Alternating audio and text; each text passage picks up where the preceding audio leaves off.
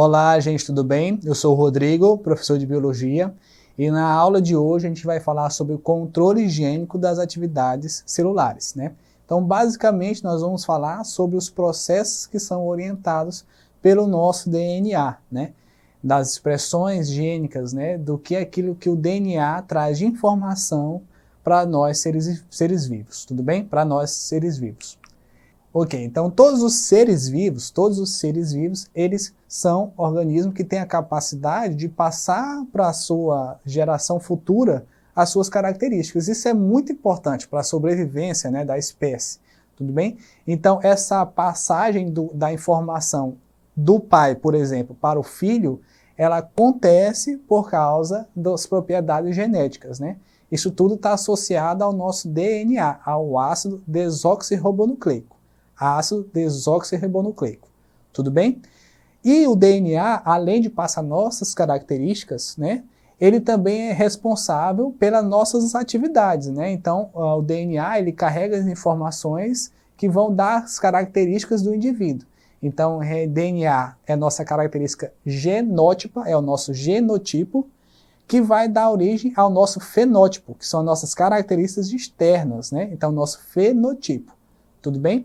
Tudo isso é chamado também de controle higiênico, tá? E esse controle higiênico nada mais é do que a síntese de proteína. Vamos usar o slide então. Então todos os seres vivos eles vão ter o seu DNA, seus cromossomos, seus genes, e esse conjunto de informações genéticas ele vai dar origem às características da espécie, tudo bem? E isso ao longo da evolução foi se aprimorando, cada espécie foi desenvolvendo suas características, né? Destacando que tudo isso foi orientado por base no DNA. Então, por exemplo, o que diferencia uma espécie da outra é a sua característica genética, além, é lógico, de a sua diferença física, enfim, mas a gente não vê isso em todas as espécies, tudo bem? Então vamos continuar. Estabelecido esse princípio, no DNA a gente tem as bases nitrogenadas, tá? Essas bases nitrogenadas são os pedacinhos que compõem o DNA. Basicamente nós temos a adenina, a guanina, a timina e a citosina. Além disso, nós temos a uracila. Por quê? Na linha, na cadeia do DNA, não existe uracila. Na cadeia do DNA, a base nitrogenada será a timina, o T.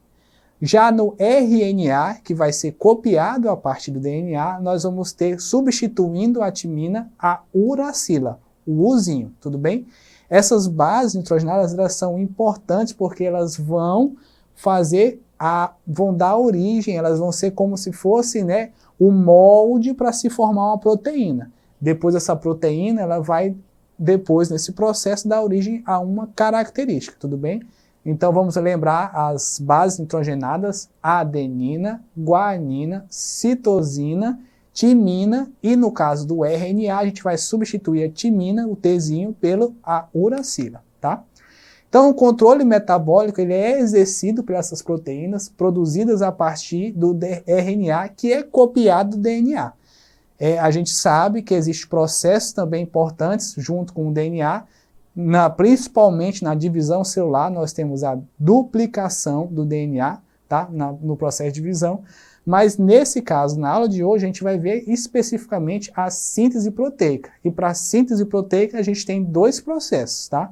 Esses processos são a transcrição, que é a cópia do DNA, é onde o DNA é aberto e copiado, o molde é gerado, e depois a tradução, que é o momento que esse RNA copiado do DNA vai dar origem, né, vai orientar os ribossomos, ele vai orientar os ribossomos na produção da proteína, tudo bem?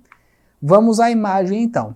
Aqui a gente tem na primeira parte o DNA, né, cadeia dupla com as suas bases nitrogenadas ligadas, enfim. Depois, no processo de transcrição, a gente vai ter origem ao RNA mensageiro. É esse RNA mensageiro que é a cópia do DNA. Ele vai ser transcrito, por isso transcrição, a partir do DNA. Depois vai acontecer a tradução, e eu vou entrar um outro RNA muito importante, que é o transportador. É quem vai pegar o aminoácido que é a molécula que vai dar base às proteínas, né? O aminoácido são as partes da proteína, vai pegar o aminoácido e vai juntar formando a proteína. Lembrando que, muito importante, o processo de transcrição, a cópia do DNA, ela acontece no núcleo celular. O processo de tradução já acontece na parte do citoplasma, né? Então, a transcrição depende do ribossomo, né? Um ribossomo que tem origem, né, do RNA o ribossomo, né, que é muito importante nesse processo de síntese da proteína, ele vai se acoplar ao RNA, né, que vai ser gerado da transcrição e vai dar origem, então, à proteína no resultado final, tá? Então, os ácidos nucleicos DNA e RNA, eles são macromoléculas, tá? Então, eles servem, como eu disse até agora, para orientar a formação das proteínas. Em ambos, no RNA e no DNA, o esqueleto da molécula consiste pelas bases nitrogenadas, que são os açúcares, e os fosfatos e os fosfatos nucleotídeos, tá? Isso é comum. O que vai diferenciar? Como é que eu vou saber que eu estou vendo, né, uma orientação de um DNA ou do RNA? É a base, né, no caso, a timina e a uracila. Uracila sempre o usinho no RNA e no DNA eu vou ter a timina. Ok? Vamos à imagem então. Nesse caso, a orientação da transcrição, nós temos um momento que está acontecendo agora, é a transcrição. Eu vou ter a quebra, né, o RNA, eu vou ter a quebra, o RNA helicase, aquele mesmo também que vai atuar na duplicação também do DNA. O RNA helicase, ele vai abrir essas cadeias do DNA e nesse momento o RNA polimerase vai se acoplar ao DNA e vai fazer a transcrição, a cópia, substituindo. Onde eu tenho citosina, eu vou substituir por guanina.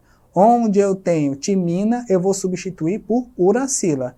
Então, essa substituição vai dar origem ao RNA mensageiro, aquele que vai carregar a informação que vai ser copiada. Tudo bem? É importante também a gente lembrar que esses processos eles vão acontecer lá no núcleo celular. Quando o RNA mensageiro sai carregando aquela cópia transcrita do DNA, ele vai para o citoplasma. Lá, vamos ver a imagem, ele vai encontrar o ribossomo. Essa organela ela vai ter dois sítios de ligação, um sítio A e um sítio B. Lembrando que esses sítios sempre vão ser iguais no começo, tá? Toda proteína ela tem os dois códons, né? As duas trincas de bases nitrogenadas iguais, tá? Lembrando que um códon é 3 bases nitrogenadas juntas, tá? E quem é que vai ler, quem é que vai trazer esse aminoácido para a formação da proteína? O anticódon. Então, eu vou ter também o RNA transportador com o anticódon daquela cadeia que vai acoplar lá no ribossomo, no sítio do ribossomo, e vai carregar um aminoácido. Consequentemente, cada um aminoácido desse vai se ligando a outro e vai dar origem à proteína. Existem proteínas dos mais diversos tamanhos, tá? Então, no estudo da síntese proteica, você tem que saber que cada trinca dessa de bases vai dar origem, né, a um aminoácido. Então, eu vou ter o códon lá no RNA mensageiro, e eu vou ter o anticódon lá no RNA transportador. O RNA transportador traz esse aminoácido para se ligar lá à cadeia do RNA mensageiro no ribossomo, e aí essa síntese vai acontecendo, até chegar o final da produção, que é sinalizado também por uma base nitrogenada. Tudo bem? Então, lembrando que esse processo ele é importantíssimo no crescimento celular, na produção das características, tá? E recordando mais uma vez, para fixar bem, nós temos a transcrição, que vai acontecer lá dentro do núcleo, e a tradução, que é a produção em si da proteína, no citoplasma celular. Tudo bem? Lembrando que as organelas que vão fazer parte desse processo, né? A gente tem, além do núcleo, claro, onde vai estar o DNA, o ribossomo. Então, o ribossomo é uma organela importantíssima na síntese proteica. E é lógico, consequentemente, também o retículo endoplasmático, que é onde lá a maioria dos ribossomos vão estar aderidos, enfim. Mas esse não vem o caso. O caso é, a gente precisa saber que a transcrição ocorre no núcleo e a tradução vai acontecer fora do núcleo, já no citoplasma. Existe um processo também chamado splicing, que acontece antes da saída do RNA mensageiro para, né, fora do núcleo, tá? Mas isso também merece um pouco de atenção. Em casa, nas revisões de síntese proteica, não deixem passar também esse processo que é importante, onde ele vai reduzir esse RNA mensageiro para que a cópia seja mais rápida e a síntese seja eficiente, tá? Lembrando que a molécula de DNA ela é gigantesca, tá bom? Vamos ao resumo. Eu deixei um resumo, né, um mapa mental que vai ajudar vocês no estudo da síntese proteica. Lembrando que, né, os conteúdos de biologia que a gente aborda aqui, eles precisam ser revisados, vistos, tem sites, canais, outras pessoas, os conteúdos que os professores oferecem. Você pode acessar a nossa aula lá na plataforma do Eduque, da Secretaria de Educação, para estar sempre revisando essa aula e usando outros materiais, né? A gente tem pouco tempo para estar abordando um tema que é muito interessante. A síntese proteica é muito importante para a compreensão do metabolismo celular e das coisas que vão dar origem à vida e aos seres vivos e suas características, tá? Vamos ao exercício, então. Um fabricante afirma que um produto disponível comercialmente possui DNA vegetal, elemento que proporcionaria melhor hidratação dos cabelos. Sobre as características químicas, né, é correto afirmar que esse DNA desse produto que o fabricante está oferecendo, ele poderia ser de qualquer espécie, ele poderia ser só de origem vegetal, ele poderia ser de uma bactéria, ele poderia ser dos animais, né, que são encontrados sempre envolvendo algum tipo de absorção, ou das características básicas do hidratante, né, da eficiência do hidratante, ou das características básicas da eficiência do hidratante. Então, nesse caso, a gente tem a alternativa A. Ele poderia ter qualquer origem de DNA, né, desde que esse DNA fosse compatível, né, ao uso comercial. Vamos ao próximo exercício. A produção de uma proteína é processada basicamente em duas fases, como a gente viu. Observando o esquema abaixo, encontre a alternativa, você vai indicar. Se eu tenho o gene, que vai ser a parte que vai ser codificada do DNA, né? Vai dar origem ao RNA. O RNA, a proteína. O que eu vou ter? Eu vou ter, então, o primeiro processo, a transcrição, e o segundo processo, a tradução. Nesse sentido, a alternativa B, transcrição e tradução, são as alternativas, tá? Quero agradecer, né, a aula de hoje. Espero que vocês fiquem bem, acessem a aula na plataforma da Secretaria de Educação, no Eduque, né? E fiquem bem, se cuidem, revisem esse conteúdo, usem outras ferramentas também, né? A gente tem pouco tempo para trabalhar esse conteúdo. Aqui é só um lembrete para ajudar vocês nos estudos, tá? Então, um forte abraço, tchau, tchau.